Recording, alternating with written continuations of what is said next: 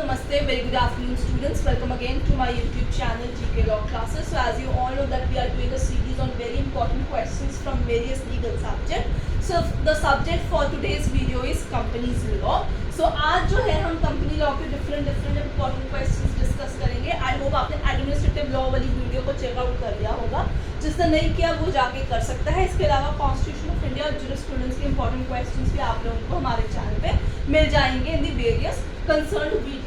So आइए start करते हैं. So for all those students जिन्होंने हमारी कंपनी लॉ की वीडियोस नहीं देखी या they were searching for company laws video on our channel, let me tell you कि आप हमारी प्लेलिस्ट है जनरल इंडियन लॉ पार्ट 1, वहाँ जाके कंपनी लॉ से रिलेटेड वीडियोस जो है बहुत सारे उसको चेकआउट कर सकते हैं. वहाँ मैंने different concept from the very beginning explain किए हुए हैं with a very short videos of 15 to 16-17 minutes, जिससे आप इजीली इंपॉर्टेंट पॉइंट्स जो है उन्हें ग्रैस्प कर सकते हैं. तो आइए आज स्टार्ट करते हैं. सो यहाँ पे स्टूडेंट्स जितने भी कंपनी लॉ की बात की गई है वो 2013 की कंपनीज एक्ट और रिलेटेड अमेंडमेंट्स या फिर विद रेफरेंस टू 1956 की रहेगा. इससे पुराने की हमने बात नहीं करनी है. जब भी हम कंपनी लॉ की बात करते हैं तो हमें एक चीज़ याद रखनी होगी कि जब कंपनी लॉ से रिलेटेड आपका एग्जामिनेशन आता है तो उसमें सेक्शंस नंबर बहुत ज़्यादा ज़रूरी होते हैं, क्योंकि वो डेफिनेटली पूछते हैं कि XYZ प्रोविजन किस सेक्शन में बिलोंग करती है. ठीक है, उस या कंपनीज के कितने मेंबर्स हैं, या जो आपके केस लॉज होते हैं उन पर भी काफ़ी फोकस रहता है. ठीक है, तो ये दोनों चीज़ें आप लोगों को यहाँ पे ध्यान में रखनी है while revising your companies law. तो आइए स्टार्ट करते हैं. वीडियो को ज़्यादा हम खींचते नहीं है, स्ट्रेट अवे पहुँचते हैं अपने first important question from the company law के तहत. सबसे पहला क्वेश्चन है, how many chapters and sections are there in Companies Act 2013? This has been one of a previous year question from your one of the legal government competitive examination. तो कितने chapters और कितने sections हैं? Correct answer है 29 chapters and 470 approximation इसमें sections रहते हैं. Right? आगे चलेंगे. Incorporation of company has been explained in which chapter? In which chapter? तो ये जो कॉन्सेप्ट है incorporation of company, ये इस पर्टिकुलर एक्ट के कौन से चैप्टर में दिया गया है? It is in chapter number 2. ठीक है. Next question. Section for the formation of the company. So formation of the company, ये कौन से सेक्शन नंबर में दिया गया है? जैसे मैंने आपको बताया कि सेक्शन नंबर भी इम्पोर्टेंट रहते हैं. बाकी आपको फॉर्मेशन इनकॉर्पोरेशन आप उसके लिए वीडियोस चेकआउट कर सकते हैं, वहाँ डिटेल में हमने बताया हुआ है. सेक्शन नंबर है 3. तो उन प्लेलिस्ट के साथ साथ जनरल इंडियन जो आपके लॉस पार्ट 1 है वहाँ पे आप देख सकते हैं. तो वीडियोस के साथ साथ आप ये पेन डाउन कर लेंगे तो आपकी कंपनीज लॉ पे कमांड काफ़ी अच्छी हो जाएगी और आप एग्जामिनेशन के लिए काफ़ी हद तक प्रिपेयर हो जाएंगे.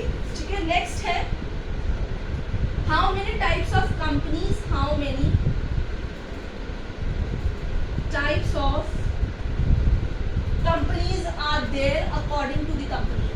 तो कितने तरीके की कंपनीज होती है? यहाँ पे 3 तरीके की होती है, प्राइवेट, पब्लिक और 1 पर्सन के हिसाब से कंपनी आपके पास होती है. 2 बाइफर्केशन है कि it is limited by share, guaranteed by share, unlimited, पर वो फर्दर बाइफर्केशन है. General explanation type of company 3 ही रहती है हमारे पास. राइट. आगे चलेंगे. The concept of LLP has been defined in limited liability partnership 2013 act के किस सेक्शन में एक्सप्लेन की गई है? It is section number 222. Right. Next, private company का सेक्शन कौन सा है? मिनिमम 2 पर्सन सब्सक्राइबर्स इसको चाहिए होते हैं, 2 मेंबर्स इसके चाहिए होते हैं, मैक्सिमम की रेंज नहीं आ रही इसकी. सो हमारे पास है मिनिमम 2 चाहिए. तो कितने हैं? Section number 2 subsection 68. Right.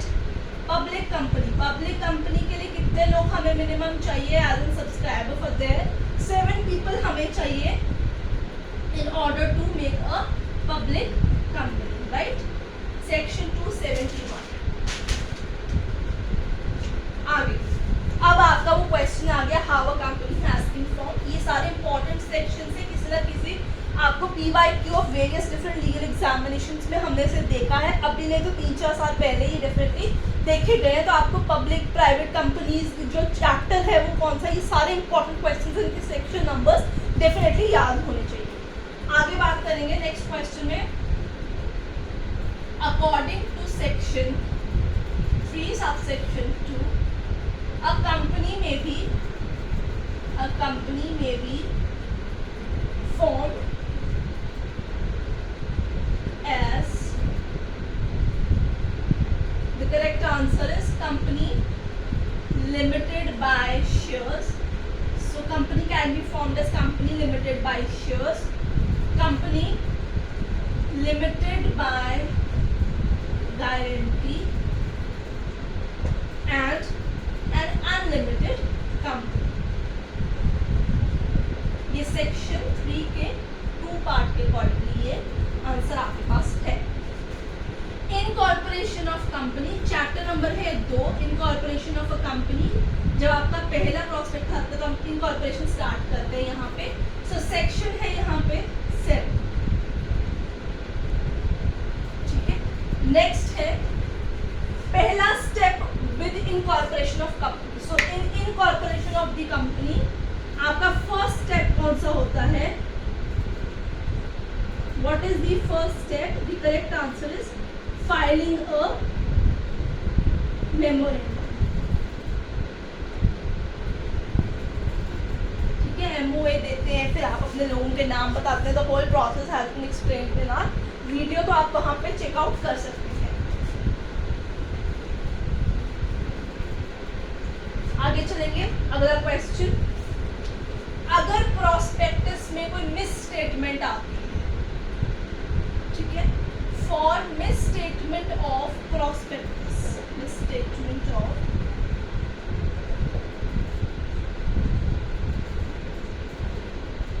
Prospectus, ठीक है, a person is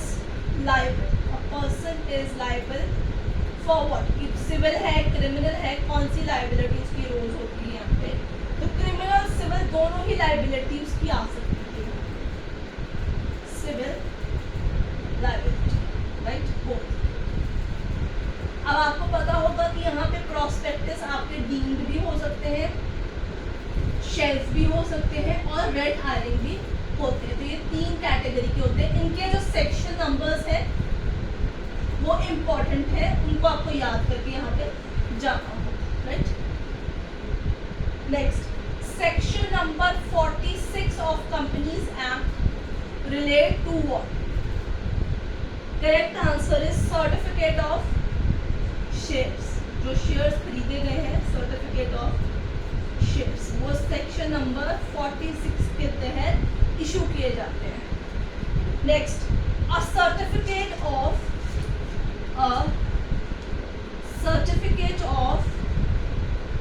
loan, okay, issued by a company is known as what?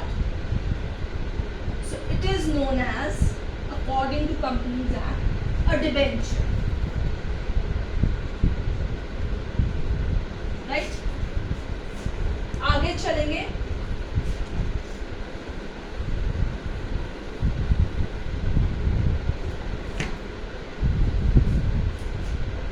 number of maximum directors in a company कितने हो सकते हैं during normal situation? So maximum number of director किसी भी company में कितने होते हैं? 15, max of max with special resolution. Next है appointment of director, appointment of director. Again आप डेफिनेटली प्लेलिस्ट में वीडियो देखेगा, वहाँ पे मैंने अपॉइंटमेंट भी एक्सप्लेन की हुई है। इसका सेक्शन नंबर है, ये सेक्शन नंबर पूछा गया है, ये भी PYQ है, 152। इसके तहत आपको याद रखना होगा कि DIN होना, डायरेक्टर आइडेंटिफिकेशन नंबर होना, एक डायरेक्टर के पास यहाँ पे कंपलसरी होता है।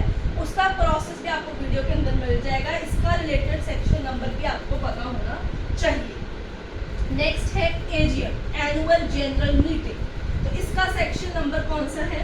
96, ठीक है। एक्स्ट्रा जनरल मीटिंग, इसका कौन सा सेक्शन नंबर है? 100। ये स्पेशल सर्कमस्टांसेस के ऊपर ट्रिब्यूनल के वाया या क्रेडिटर्स इकट्ठे होके जाते हैं एंड वो फिर रजिस्ट्रार से डेट निकाल के आते हैं, तब ही ईजीएम जो है आपका होता है। जब भी आपकी एजीएम की यहाँ बारी होती है तो फॉर्मेशन के 9 महीने के अंदर अंदर मैक्स और 15 महीने के अंदर अंदर आपको फर्स्ट एजीएम करनी होती है, और 2 एजीएम के अंदर ज़्यादा से ज़्यादा एक पर्टिकुलर टाइम ही होता है, तो आप लोग ज़्यादा देर इसमें नहीं कर सकते हैं, राइट।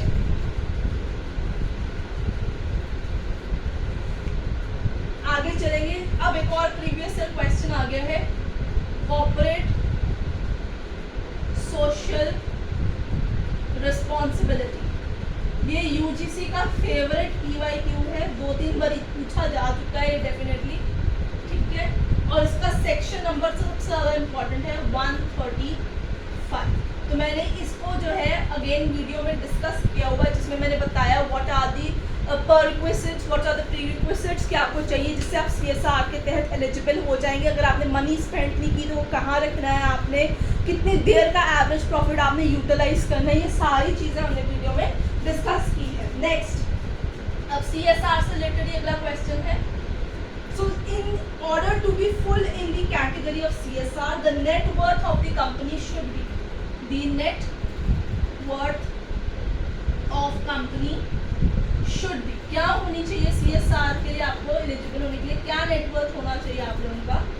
दैट इज 500 करोड़, ठीक है।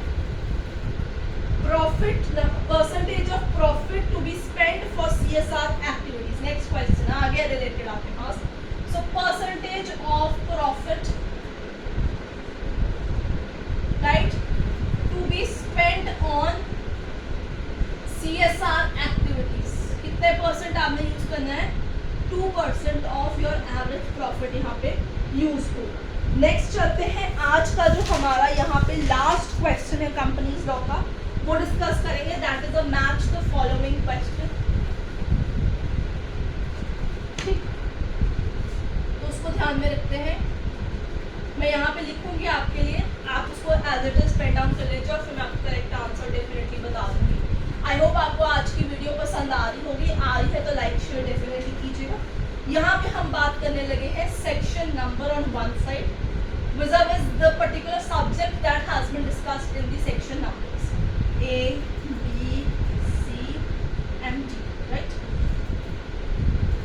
Section number 3, 7, 23 and 43 यहाँ पे है सब्जेक्ट जिसके रिलेटेड हम सेक्शन की बात कर रहे हैं, that is incorporation of company, corporation of company, kind of share Capitals, kind of, ये जम्बल्ड है, करेक्ट नहीं है, इसलिए इसको एज इट इज सामने मत लिख लेना, मैं बताऊंगी।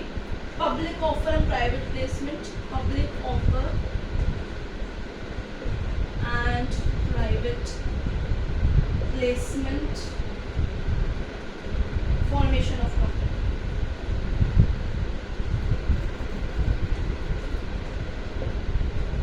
तो आंसर देखते हैं ए, बी, सी और डी, ठीक है।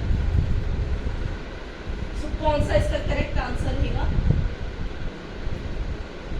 ये इसका करेक्ट आंसर रहेगा।